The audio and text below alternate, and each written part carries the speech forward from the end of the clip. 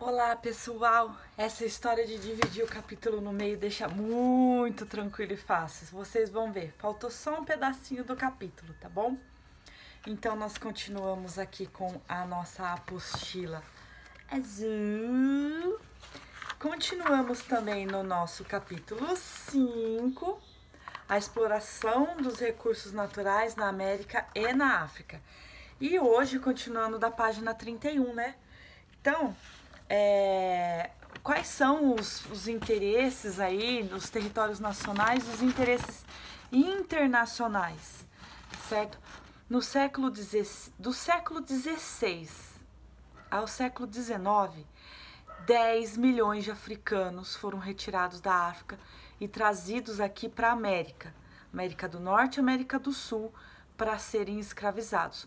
Só o Brasil foram 5 milhões de africanos, metade veio para o Brasil. A outra metade foi distribuída entre os outros países aqui do nosso continente americano. Nós vimos isso lá no primeiro bimestre, né, que eu falei do imperialismo, da colonização da África.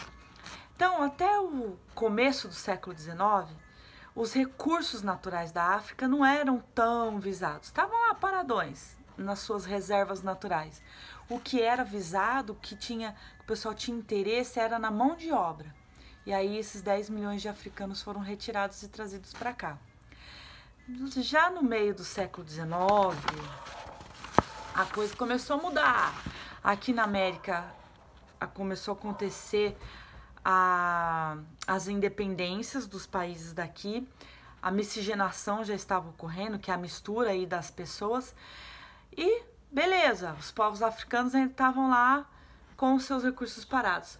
Só que foi descoberto jazidas minerais na África. Aí as potências europeias, ficaram de olho. Nem sei se eu ficaram de olho. E aí começaram então as disputas das potências europeias por esses territórios africanos que tinham riquezas minerais. Gente, fora as riquezas minerais, põe na África para vocês verem no Google. A África é muito linda. Ai, que natureza. Bom, mas continuando. Então foi a fase do imperialismo, do neocolonialismo, que começou na metade do século XIX, que nós vimos lá no primeiro bimestre também, né?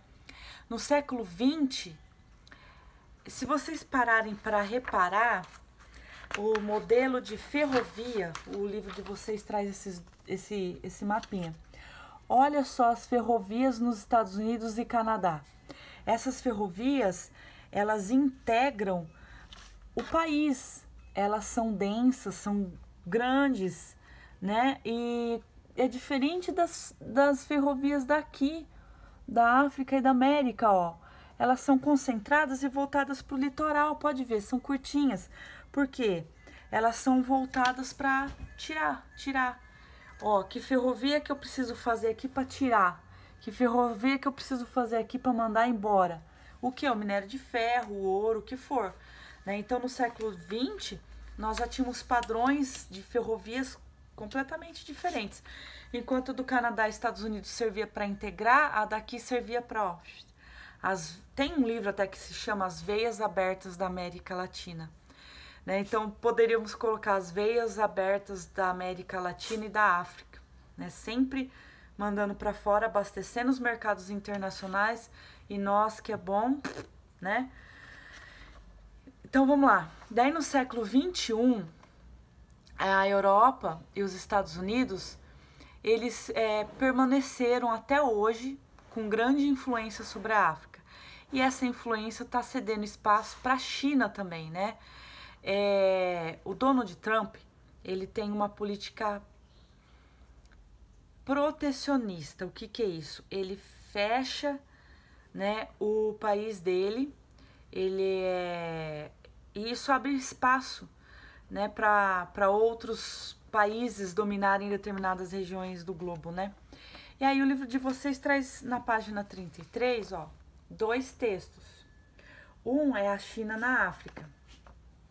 E o outro é a China no Brasil e na América Latina. A China anda abalando aí as estruturas do mundo, né? Alterando aí as disposições e hierarquias de poder. Lá na África, gente, só para vocês terem ideia, o dinheiro chinês, onde eles mais investem, é na África. Ele é o principal parceiro comercial do Brasil, mais do que os Estados Unidos hoje. E a China também é o principal parceiro da África. Lá na Etiópia e no Quênia, eles construíram ferrovias ligando Etiópia e Quênia. Deixa eu ver se aqui dá pra ver. É que aqui não identifica os países, então fica um pouco ruinzinho pra ver. Deixa eu pegar aqui no meu mapa destroçado, no meu resto de mapa que sobrou.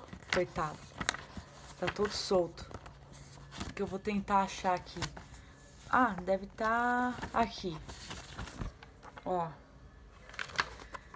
Entre a Etiópia e o Quênia. Ó. Etiópia e Quênia. Foi construído ferrovias. Entre a Etiópia e Djibouti. Entre o Quênia e a Nigéria. Cadê a Nigéria? Foram construídas ferrovias pelos chineses. Mas não é porque, nossa, como eles são altruístas e gostam de ajudar, não. Foram ferrovias construídas para integrar a rota da seda deles, né? Mas investiram na África. A China aposta em iniciativas, inclusive militares. O discurso deles é parecido com o dos Estados Unidos. Não, para a estabilidade da região, vamos mandar tropas. Aquele mesmo papo lá que a gente já vê nos Estados Unidos. Só para vocês terem uma ideia, a ONU tem 9 missões de paz na África. Nessas 9 missões, 7 tem soldados chineses lá, nas missões de paz. Aqui na América Latina, o Trump acabou abrindo espaço para a China com seu protecionismo. Ele fechou mais os Estados Unidos. Os Estados Unidos hoje investem menos para fora e aí abriu espaço para a China. O plano da China é ser o principal parceiro comercial aqui da América Latina. Do Brasil ele já é, né? E a China, ela investe aqui em infraestrutura, telecomunicação, energia, tecnologia, alimentos. Tudo parece que é interesse, né, e alvo dos chineses. Os chineses já fizeram mais de 200 bilhões de dólares em transações por ano aqui na América Latina e no Brasil. É muita coisa, pessoal, né?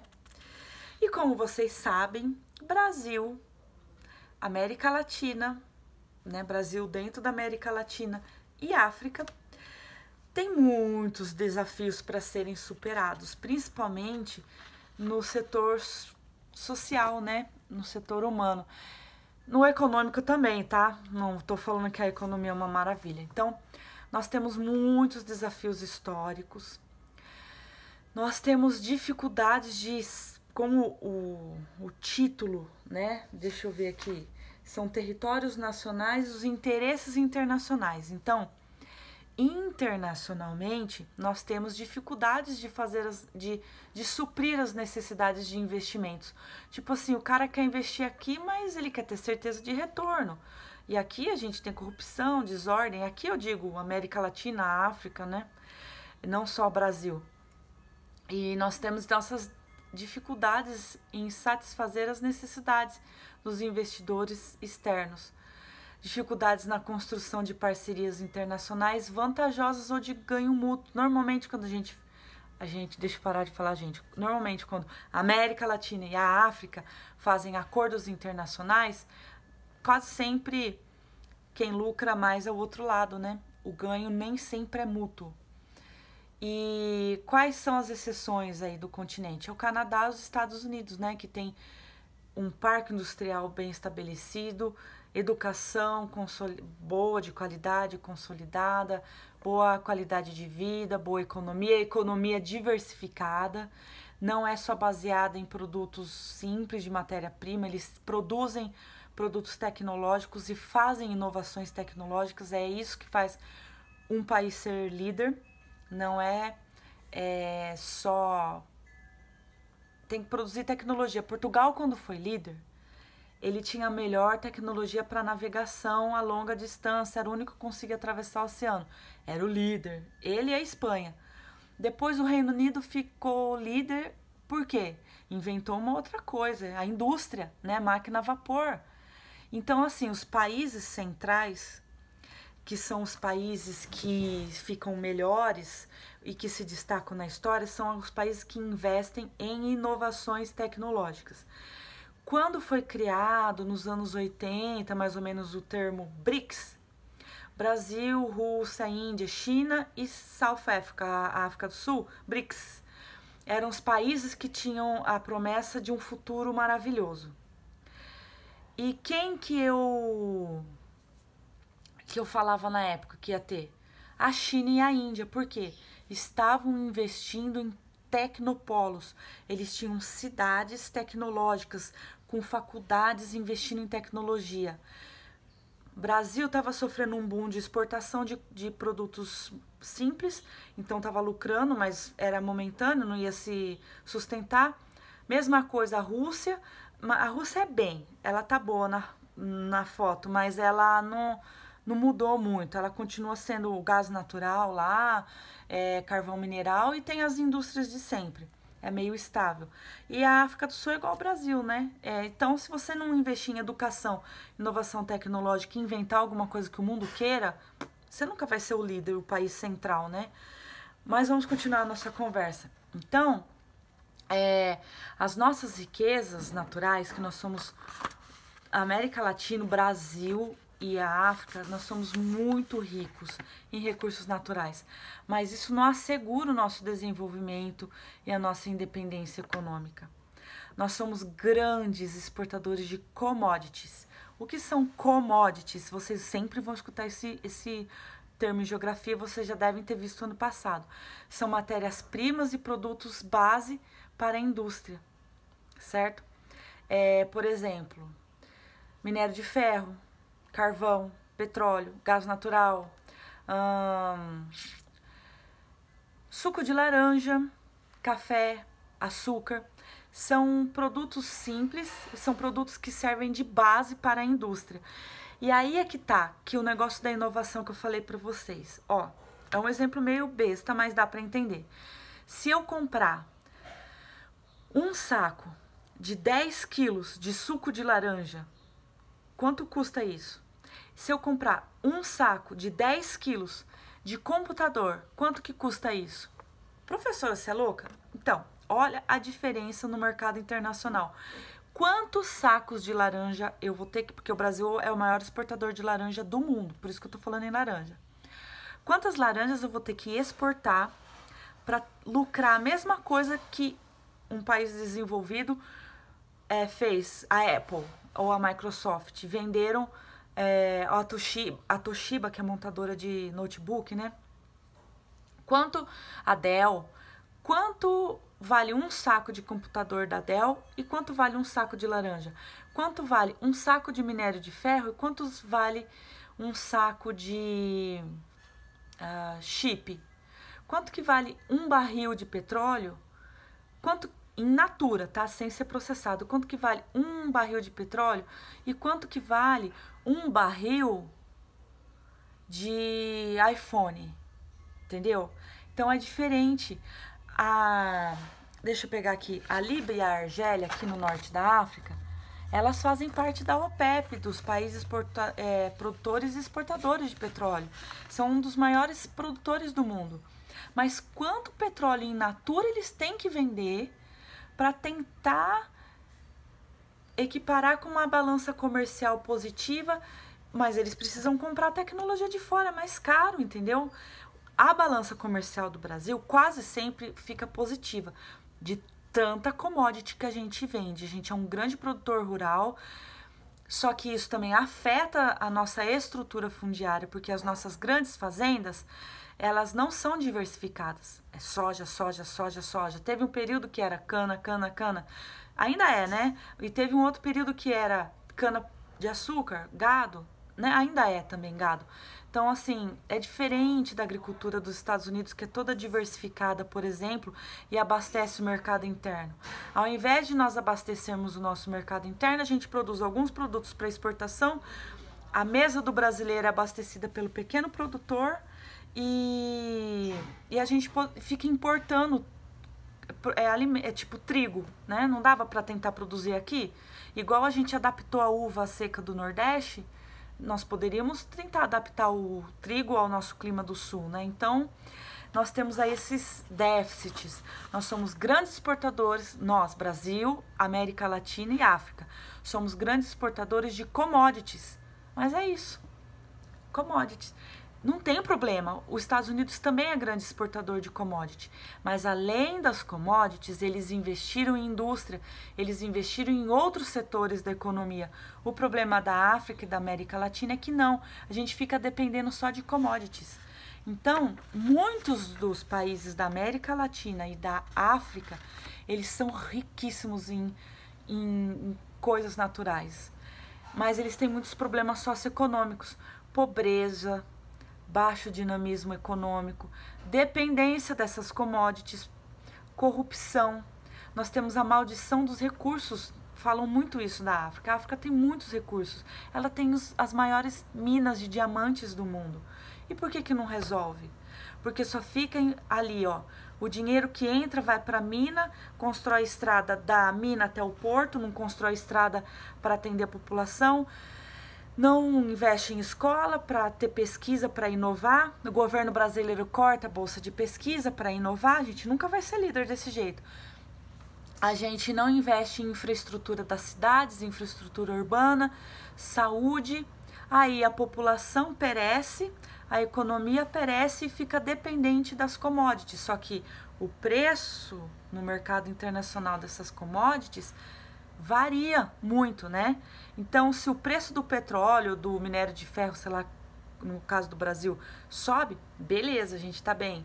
Só que se cai muito, destroça a economia do país, né?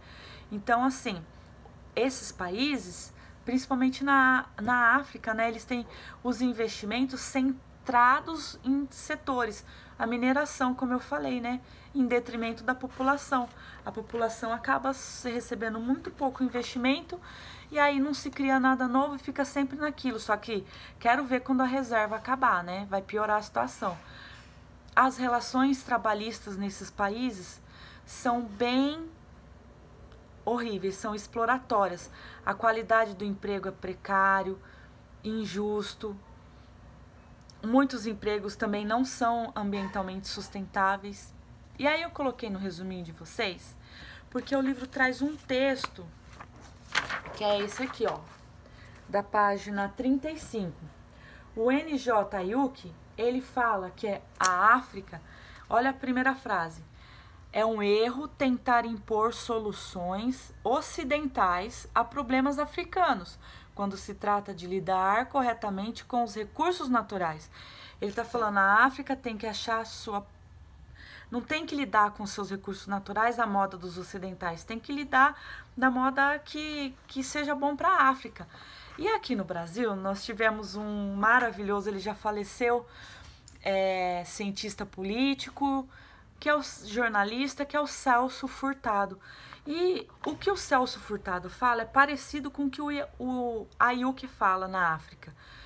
O Ayuki é um advogado, eu até abri para ver a foto dele e tal.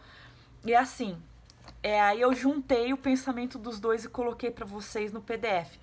A África e a América Latina devem achar o seu próprio modelo de desenvolvimento econômico e não ficar seguindo o modelo dos ocidentais e de outros países. Nós temos que andar com as nossas próprias pernas, né? Porque o modelo deles é de exploração, só que nós somos os explorados. E aí quem que a gente vai explorar então? Vai explorar ET na Lua? Daí a gente acaba saindo prejudicado, né? Aí, quem é um pouco melhorzinho nessa história toda aí? Aqui na América Latina, ó, o Brasil, a Argentina, o Chile, o México.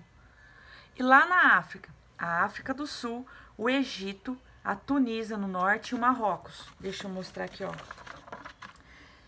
Egito, de verde, Tunísia, Marrocos... e África do Sul. E aqui Brasil, Argentina, Chile e México.